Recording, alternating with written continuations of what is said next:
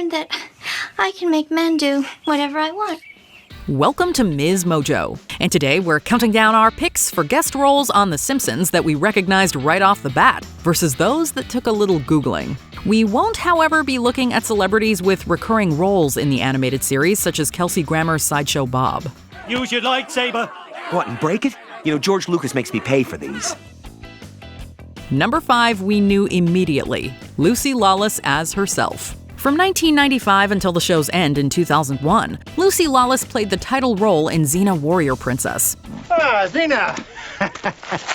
I think I found your disguise. The assistant to Centaurius would wear no less. Any less and there wouldn't be. Stick to the philosophy, not the fantasy.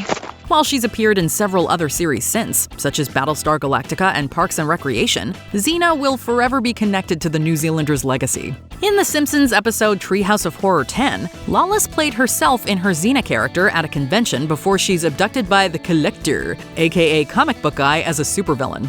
Behold, I am the Collector, and I'm here to add you to my collection. She spends most of the time pointing out that she's not Xena, but an actor. After superpowered Bart and Lisa help free her and the other celebs, Lawless beats the Collector with a move we just know her character would have loved. Got your lips.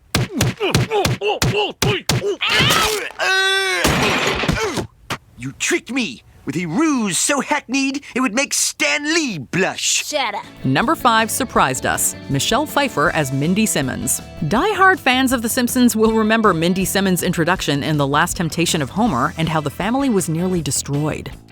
So, let's have a conversation. I think we'll find we have very little in common. Can't talk. Eating. Hey, my favorite! Raspberry swirl with a double glaze. Brought in as the nuclear power plant's first woman employee, Homer finds himself attracted to Mindy. Essentially a lady version of himself, they get very close, even having a Lady and the Tramp moment with a chili dog.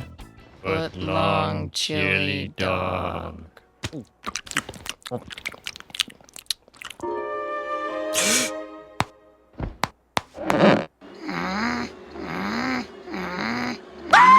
It's a sign!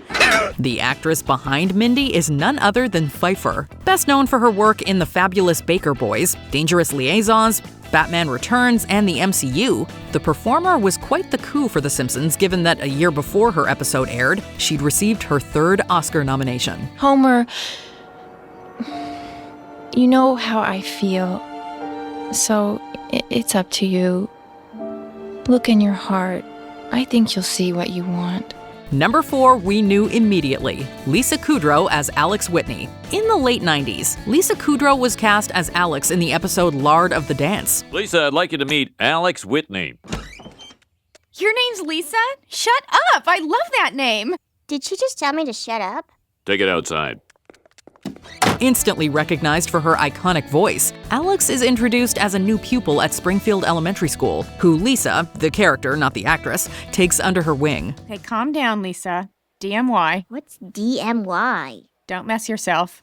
Ew. Yeah, that's why we changed it to DMY. We even get a nod to Kudrow's friend's role when she tells Lisa to not be a Phoebe. Thanks to Kudrow's excellent delivery, her character is likable and a lot of fun, serving as a nice reminder of the idea that it's okay to take your time growing up. They're playing in Greece? Yarg. Oh, act your age. Number 4 surprised us, Dustin Hoffman as Mr. Bergstrom. In 1991, the suave and sophisticated substitute teacher Mr. Bergstrom entered Springfield Elementary School and became Lisa's crush in the episode Lisa's Substitute. Did you do it? No, it wasn't me. I would never do anything like that. It was just one of those immature people who, instead of building themselves up, have to... Neat. Can I have it? Yes, but I didn't do it. Are you sure you didn't do it? It's good. No, but I'm starting to wish I had. Yet by the end of the episode, an actor named Sam Ettick was apparently responsible for the role. However, he doesn't exist. Instead, the name was a pun on Semitic, and the real actor was Dustin Hoffman. For an unknown reason, he contractually included a pseudonym. With that in mind, it makes the Graduate reference with Edna Krabappel make a lot more sense. Since he's been gone, I've been looking for a substitute to teach me a lesson I sorely need. Mrs. Krabappel, you're trying to seduce me. Well? Getting Hoffman involved was quite the coup for the show since he was a 2-time Oscar winner at that point. Bergstrom left a massive impression, since he's considered one of the greatest one-off characters in the show's history. Goodbye, Lisa, honey. It'll be okay. Just read the note. Number 3, we knew immediately. Gary Coleman as himself. When a celeb cameos as themselves in a series, it's only heightened by their willingness to ruthlessly mock themselves. Get down, security guard. Hey, it's Gary Coleman. Case in point, Gary Coleman in The Simpsons. Known for his child star work in Different Strokes and The Gary Coleman Show, he debuted in the episode Grift of the Magi. Working as a bad security guard at Kid First Industries who talks on a phone that is not plugged in and practices martial arts, Coleman eventually helps The Simpsons save the town from the evil Funzo toys by battling one. Hey, look out!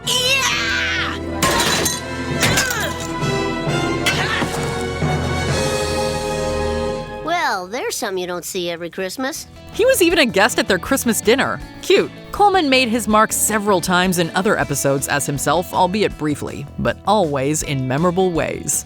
What you talking about, everyone? Number 3 surprised us. Johnny Cash as the Space Coyote. With Cash's incredible legacy in music, some of which left a somber mark on us, looking at you, Hurt, it's surprising to know that he also dabbled in acting. The problem, Homer, is that the mind is always chattering away with 1,000 thoughts at once. Yeah, that's me, all right. His last character role, where he wasn't playing himself, was the 1997 Simpsons episode El viaje misterioso de nuestro Homer, The Mysterious Voyage of Homer. After Homer consumes an unholy amount of Guatemalan insanity peppers from a chili competition, he hallucinates. Great spiritual quest, Wolfie. My soulmate is Marge.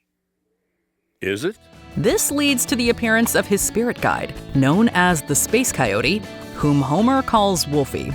The Cash character tells Homer to find his soulmate. After a long search, he endearingly realizes he already found her in Marge. Maybe we do have a profound, mystical understanding. Hey!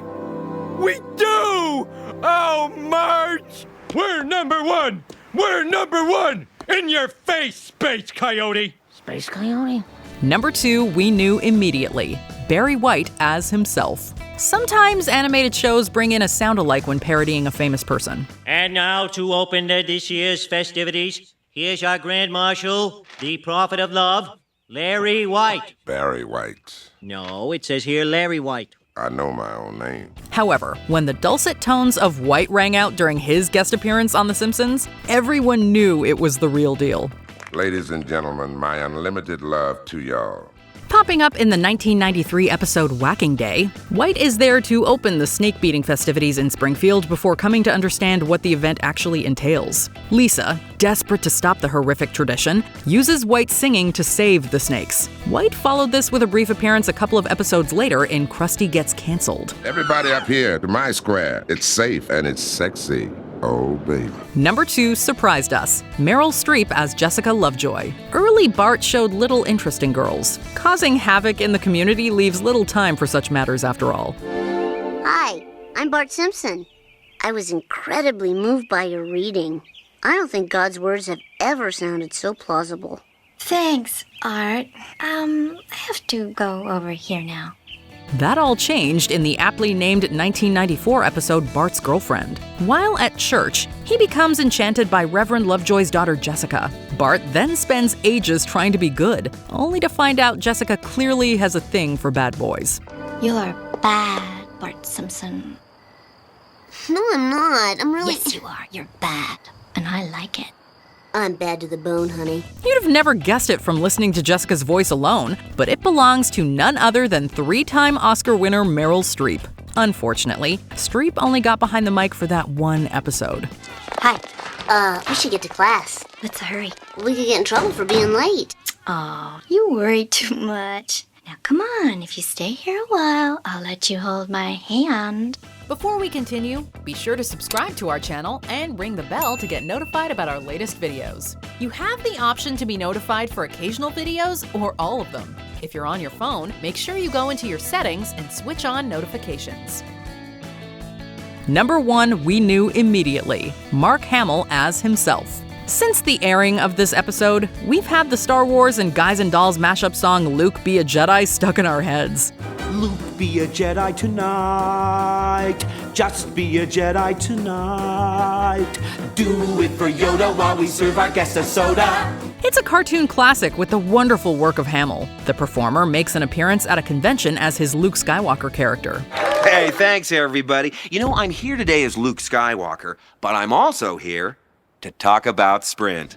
But when the fans cause a riot, Homer steps into the role of bodyguard, saving Hamill and Mayor Quimby, and landing himself a job with the latter. The play on words with the forks line has to be one of the most memorable jokes in the show's history. Homer, use the fork. The Force? The forks. Use the forks. Oh. Number 1 surprised us, Michael Jackson as Leon Kompowski. This is a weird one, as 4 people were technically involved in the one character. In the 1991 episode Stark Raving Dad, Leon Kompowski is a patient at a mental health hospital who claims he is the legendary singer Michael Jackson.